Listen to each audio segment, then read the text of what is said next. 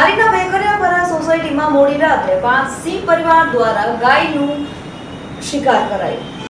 ધારીના વેકરિયાપરા સોસાયટીમાં મોડી રાત્રે 5 સિંહ પરિવાર દ્વારા ગાયના શિકાર કર્યો હતો.